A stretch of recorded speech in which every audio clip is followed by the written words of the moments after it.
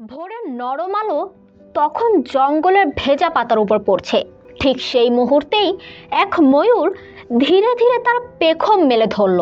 মনে হলো যেন মাটির বুকে হঠাৎ রংধনু নেমে এসেছে। কিন্তু জানেন কি, ময়ূরের পালকে যে নীল, সবুজ কিংবা সোনালি রং আমরা দেখি, আসলে সেখানে কোনো রঙের রঞ্জকই নেই। এই বিস্ময়কর সৌন্দর্যটা আসে আলোর এক জাদুকরী খেলায়। ভারতীয় উপমহাদেশ ও শ্রীলঙ্কার বনাঞ্চলে দেখা মেলে ভারতীয় নীল ময়ূরের। বিজ্ঞানের ভাষায় যার নাম পাভো ক্রিস্টাটাস। আমরা যাকে ময়ূর বলি সে আসলে পুরুষ পাখি। স্ত্রী পাখিকে বলা হয় ময়ূরী, আর তাদের ছানাদের বলা হয় পিচিক। ময়ূরের সবচেয়ে বিখ্যাত অংশ তার পেখম।